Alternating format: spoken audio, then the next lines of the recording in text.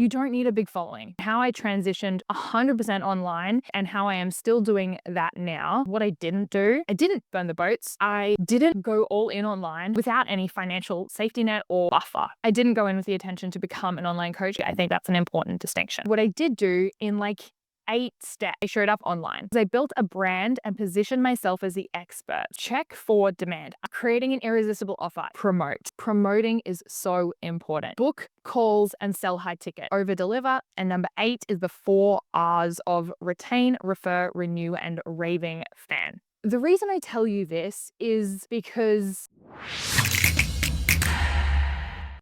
hey coach, Xenia Wood here, and this is the Swift Coaches Academy podcast, created for service-based business owners who are ambitious enough to break free from the forever hustle and create scalable businesses that truly make an impact while also giving us freedom. With more than a decade of experience, we're not here to waste your time on theory. Instead, just sharing what works and what doesn't to help you get clear as fuck on your next move and show you exactly how to implement the systems and strategies that you need to scale with confidence. Hello. First podcast for 2025. I'm actually feeling like a little bit nervous. I haven't done recordings of these since like December or early December. So bear with me. I'm sure I'll be fine.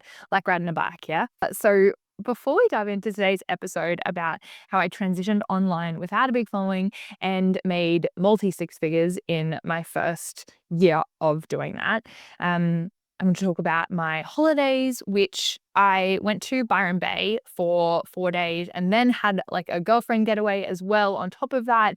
And I just, for probably the first time almost ever, actually was able to quote unquote switch off and like do nothing and feel okay with doing nothing. And I think that that's huge for me. And I'm sure that, you might be able to resonate with that in terms of feeling like you're always on. And if you have a business, even though, like you're not working, like you're still like mentally working a little bit, it's really hard to switch off. So that's like a huge tick box in like the unlocked achievements and the new level for me in terms of actually like completely not thinking about work, not worrying about it, being able to do sweet fuck all, and just enjoy my time. So fuck yeah, if you had an epic holiday and were able to do that too. And if you weren't, that is also totally okay. And it's something that if you want to strive towards doing that, then I fully endorse, support, recommend it. DM me if you have any questions about it. Would be more than happy to help you to kind of unwind for any sort of breaks that you're taking so you can actually switch off and build a business that supports you to be able to do that. But today we're going to talk about how I did transition online, and coming into the start of the year, it sort of got me thinking and doing a lot of reflection, as I'm sure most of you do. And I remember a time when I was working my ass off in like 2019, 2020. I was working like 60-hour weeks, had maybe 40 plus clients on the books. And then on the weekends, I would go and be creating these like online things. And it was so much of my time, and I was just so immersed in it, and I actually fucking loved it, right? Like I wasn't being like, oh, I have to work on weekends and do these things, and I didn't really forego too much in my eyes. I'm sure other like friends and family would have been like, oh, sacrificing all these things, but for me it didn't feel like sacrifice. And I think that's an important distinction to make, because I actually just fucking loved it, got so lit up by it, and that's what I wanted to be spending my time doing. So I actually never planned on becoming an online coach. That was just something like, and back pre-2020, it wasn't really a thing that had kind of like blown up yet. I was working alongside people who were really big in that space and still are. And, I kind of saw it and I was like, yeah, I don't know if that's for me, and that's cool. But I just knew that with the things that I had learned and the trajectory that my business had gone in, there became this tipping point where more people started asking me for these like coffee dates to pick my brain about like what I was doing, how I was building my business. And I just knew that they were coming to me for these questions, and I had answers and I had solutions for them, and perhaps I could help support more people.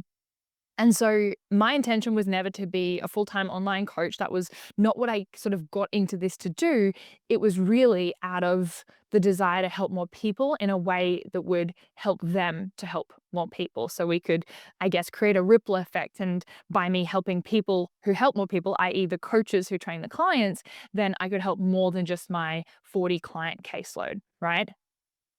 So, if we do like a bit of a backtrack into like how it worked for me, I hired my first VA in, I think it was 2018 or 2019, and have had at least one ever since. Now we have a VA agency, right? So that's grown a ton. I then also hired my first coach in June of 2020.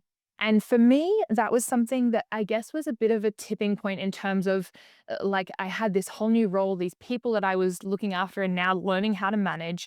But then I just realized that people came to me for these questions being like, how do I run a business or how do I do this? Or I was also really, really involved and invested in creating exercise education for people that was far more practical. And I think that's always been my lens on this is always like action steps, practicality. Let's get to the nuts and bolts of how we actually practically do these things. And so what happened is in December 2020, I created the first iteration of the Biz Academy. And then in 2021, I created the first iteration of our education, our exercise education academy, right? And so I did the math on these. And so the very first time I did the Biz Academy, these are wild numbers, but I charged $60 a week, which is insane. Uh, and it was literally just a group call a week. And I was like, okay, we're just going to have 10 spots. And I had so much demand for this. I had to create two groups. We had a total of 17 people sign up. I made $26,570 from that December to May intake. And then we did another intake in June, and I made $102,000 in that June 2021 intake. And then at the same time, so I just hired a coach, right? Like 6 months prior, I created a business academy. And then less than 6 months later, in April 2021, I launched this on my birthday on the 14th of April. We created an education academy, and that was probably like my first like huge launch, and that created $61,900. We then relaunched it again in October 2021, and that created $49,402. So if you do the math on those, that's just shy of 240K within a 12-month period from creating two new programs. Now, in hindsight, this was crazy, crazy growth, but also like a ton of work and effort for me. But I knew that creating that was going to be something that could sort of it could be leveraged, right? It was scalable and it was something that I could do long-term, ongoing, and it would be less of my time for money exchange, right? I was still doing face-to-face work, but once I'd created this stuff, I could sort of package it and give this away to people who were inside our programs, and I wasn't trading one-on-one time anymore, which was great. Then it came to like 2022. So I had been doing this for like a year and a half now. And it would have been, gosh, like February of 2022, and I was prior to this, the 6 months training for Ninja Warrior. So they like DM'd me on Instagram and they're like, "Hey, we would love you to apply for Ninja Warrior." And I was like, "Oh, okay, sure." Like I just never thought of it, but I was like, "Cool, that's awesome." They wanted like strong women to be on the show because oftentimes women don't go on the show because of the fact that it's a co-ed sport, and so women versus men, and let's not get into the whole testosterone and men are stronger debate, and not shouldn't really be a debate, but it is, unfortunately. But effectively, we're versing men, and it's for prize money. So all of the girls are like, the likelihood of us winning are slim to none. So they're kind of just there for the competition of it all, rather than to actually win the prize money. And the men actually go to compete to actually fight for the prize money.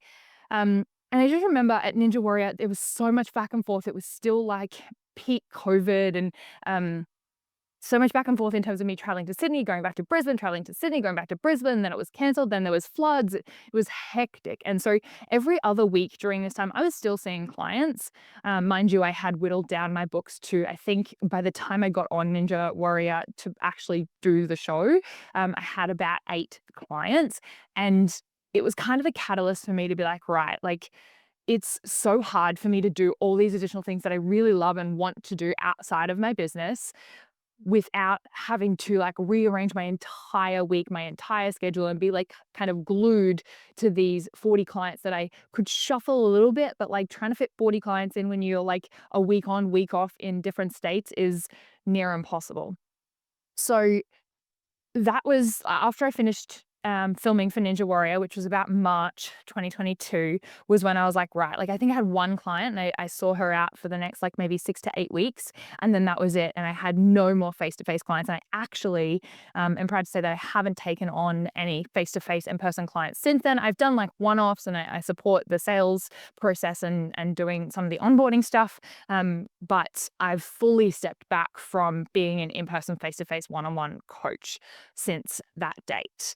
And the reason I tell you this is because I think it may be helpful to actually walk you through the steps of how I did this and how I transitioned 100% online in 2022 and how I am still doing that now. But the first things that I want to talk about is what I didn't do, because I think sometimes people think that this is how it has to be, and I sort of want to dispel some of those myths. So the first thing I didn't do is I didn't burn the boats. You hear a lot of coaches talking about like burn the boats, and if you're kind of like half in one thing, half in another, then like one thing will never grow. And I think at some point, absolutely that is true. However, if you're going to like burn the boats at the start and you're just going to go all in on something and you don't have any sort of like leg to stand on, you don't know if it's going to work, you're really putting yourself in this like super stressed state of like, this has to work. And then I find you come from this place of scarcity rather than this place of abundance. And when I was transitioning online, little did I know I was actually transitioning, I was just creating an online method to help serve more people because that's what I love to do. And I knew that I had skills and I had answers and solutions to people who wanted to do the same, right? So I didn't burn the boats despite what people may tell you that you need to do. I actually was like, okay, I've still got these clients. And on my weekends, I spent the time and invested it there. I get that some people have like families or kids or other things where they can't just go and spend, 80, 100 hours a week doing this sort of stuff. And it definitely doesn't need to take that long. I took I took the slow road with doing that. But you don't need to burn the boats. And that's definitely not the way that I approach it with our students either. The other thing is I didn't go all in online without any financial safety net or buffer, right? A lot of people sort of like, again, will say like, go in and just put everything into it and like, just you'll work your ass off because if you have nothing, then you're going to have to go and create it. And to some extent that can be true. But again, I think it causes a ton of unnecessary stress.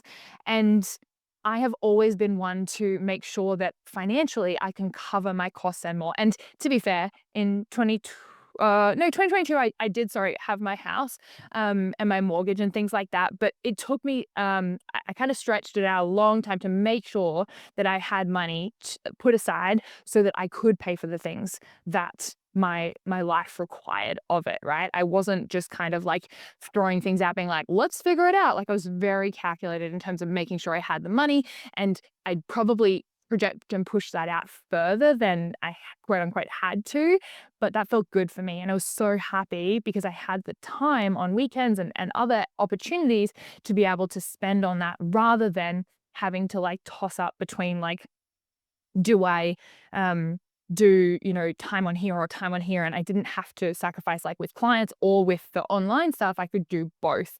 And so I decided to invest my time and spend that time, even though I had not tons of money, I guess tons of money, whatever you classify that as. But even though I had money, I was making sure that this was really going to work before I was like, okay, I'm actually going to 100% step out of any face-to-face work.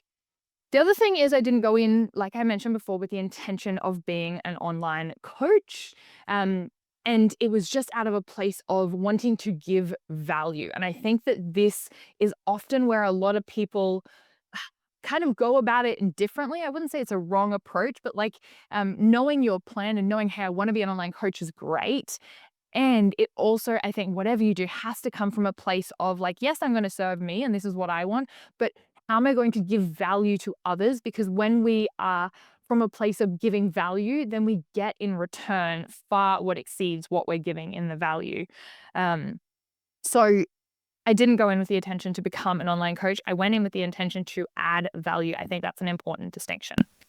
But I'm going to walk you through what I did do in like 8 steps in like the order that I did them, just looking back retrospectively. I didn't do this forecasting in 2020 and go like, this is how I'm going to do it. This is just me looking back. So the first thing I did is I showed up online, and I showed up online since like 2015 for 6 years, 5, 6 years before I made a single dollar through Instagram or any other online platform, right? I was showing up online. I was having conversations. I think so many people are like wanting to build this online business and then don't want to have conversations with anyone online. And it's like, we build trust and value, and then create an exchange of money through having conversations with humans, because humans are the ones who have the money that we are going to exchange for the value. So I don't believe you can build a business online without speaking to people online. I think that's really important, because some people are like, oh, I'm just going to put ads up and I'm going to do this. It's going to be totally hands off. And I don't think, especially in the early days, that that is possible or the best approach either. So I would like reach out directly to people and just spark conversations, right? I wasn't trying to sell anything. I was just conversing. I was giving value. I was putting polls up. I was asking people in person about things. And I was speaking about what I was doing as well, which I think is really important, because a lot of the times it's like people say they want this online business, but they don't want to do what it takes to get there. So I'm just sort of showing you what it took for me to get there. Second thing I did was I built a brand and positioned myself as the expert. So I was the social proof, right? Like when I was showcasing what to do from an exercise rehab perspective, I was showcasing, this is what you do. I'm the expert. I'm the exercise physiologist. I've been doing this for X number of years, or how many clients I had, right? And then when I started talking about the business stuff, I was talking about my business and how it grew. And so not only did I have client proof, but then with the business stuff, when I didn't have any proof of teaching anyone else how to run a business, I had my business as the proof. And that was enough to get me the foot in the door and get those first 17 people signed up for the first iteration of the Biz Academy program, to have that sort of be the starting point of my online journey. I also want to note at this point that there's so many myths where people are like, oh, you have to have so many followers, or I'll transition online when I have like X number of followers, or when I have this many dollars, or when I have the time, or whatever. But I think all of that is bullshit, and you don't need a big following, right? I probably, at the time when I started it with Swift Movement Academy, when I started the Biz Academy and talking on that platform, probably had about 6,000 followers. And I now have a new Instagram with the Xenia Wood Official, which has less than 3,000 followers, and I make close to $750,000 a year, right? Most of our students as well, to put this in perspective, who are making over $200,000 a year, with more than 50% of their income coming from online, have only a few hundred followers. I want to say that again. Most of our students making more than $200,000 online, with over 50% of their income coming from online and the rest coming from in-person or other sources, they only have a few hundred followers. So hopefully that eradicates any sort of fears or doubts you have about, well, I don't have enough followers, right? Like imagine you had 500 people in a room that you could talk to about the things, like that's a lot of people. And then when it's on Instagram, for some reason we sort of like negate it and we're like, oh, it doesn't count. Right? But those are so many people. And what about your email database? What about like anywhere else that you have contact information from people who have worked with you in the past or currently work with you as well? There's so many people, and we don't need a lot of people to make a lot of money if we run the approach that I'm about to walk you through. So step 3 is to check for demand. I think this is something that so many people skip, yet is so fucking important. And so when I say check for demand, it's like you need to make sure there's demand for the thing that you're going to sell or going to do, okay? I found that there a need that wasn't being met, i.e., people were seeing that what I was doing in business, and they were asking me, actively reaching out, asking for help. How did you do that? How did this happen? Can I grab a coffee with you? Like all these sort of signals that the market and my ideal clients were giving me, saying like, I need help, and sort of putting their hand up in small little ways at like frequent times, saying like, I need this, or this is help, or can you help me with, right? Similar to if you work in exercise rehab, and let's say that you're, an elbow specialist, and people are saying the same things to you over and over again, like, how do I do this? Is there a quicker way? Could you help me? Right? Whatever you do, sometimes these signals can be helpful. And if you don't have any signals coming from external towards you, like people putting their hand up, you can go and ask them. And I did that as well through like polls. When I was thinking about doing the Biz Academy program, the first ever group online program I did, I just talked about it on my stories and I was like, hey, who would be interested? Would this be helpful for you? Is this something you would like? Right? I'm not saying like pay me money. I'm just saying like, is this a need that you have? If I solve this problem for you, would you be interested? Right? You're just gauging through different mediums, and make sure you're asking your ideal clients, not like your mom or your auntie or like your best friend, but asking people who are your actual potential clients and getting in front of them. So, so important. Step 3, checking for demand is often missed. Now, step 4 is creating an irresistible offer. In 2020, I had no idea what this was, but I just kind of I guess intuitively knew it through the last 5+ years I'd been in business. And I created particularly scarcity and urgency with this offer. So I had an end date and I said, things cut off on this date. I also had scarcity. So I was like, I can only take 10 people, because I was like, I didn't know if 10 people would sign up, but also like I was going to do one group, it was going to be 1 hour call a week. And so I was just like, 10 people, we're going to cut off on this date. So creating an irresistible offer, and we have videos and podcast episodes on how to do this if you want to dive into this more, but it is so, so important. And so many people skip this step as well, or they're just like, I like training people in menopause, so I'm going to put a menopause program out. And it's like, make sure the offer is irresistible, because the menopause program, people don't want menopause programs. They want to have more energy and still lose weight while going through menopause, or whatever the outcome is for that specific demographic. Okay. Then after that, step 5 is promote. Now, I put most of my time and energy, and I would say like 85% at least, maybe 90, into marketing and sales. And then I created the product after I had actual dollars in the bank from people who said, yes, I want this, and here's my money to prove it. Okay. So it's not about, when you're going online, it's not about sitting there and creating the perfect program or putting all the things in place and then going, okay, now I'm going to sell it to people and now I'm going to talk about it with people. Because what if no one wants that? And you just spent like 3 months plus creating this thing, and now you've just wasted all that time on that thing that nobody wants, right? So I promote these things first, and I kind of did that intuitively, but also out of a necessity, right? Like I didn't have all the time in the world, although I was working weekends, I didn't have all the time in the world to just go and create this thing that no one wanted. And so I talked about it and I said, this is what it's going to be. And I had a really, really rough skeleton plan of like what it would include. And I'm talking like, these are the 3 pillars and these are the things we'll go through, like dot point format, like could be on a 1-page Google Doc. Nothing more than that, right? Even smaller, to be honest. And promoting is so important. If you market and sell it and it doesn't sell, go back to the start. Don't then try and create something, right? That makes so much sense. But if we create it first, we don't know if the market is there and the people are willing to pay for it. Okay. Number 6, after you promote, you book calls and sell high ticket. This is my preferred method. You can obviously do low ticket and there are strategies for that, but I personally am not super excited about spending all or most of my time on marketing and lead gen, right? I prefer to work with a few people and get them great results than a ton of people that I barely have any contact with. And it's just teeny little price tags of, $27, $100 and little amounts of money as like one-off purchases, and you have to try and upsell, and there's this whole other strategy for that, which is similar to like e-commerce, and I don't touch that space. So talking about booking the calls and selling high ticket, because the best way that we get high ticket sales is people want to know you, they want to converse with you, have conversations. And so promote it, book the calls, sell high ticket is the strategy that I use. And I find that that's so much that just aligns with the things that I love to do, because I actually enjoy having sales conversations with people where I can like get to know them and see if they're a good fit. And I want to work with people long term in a reasonably high touch point capacity, right?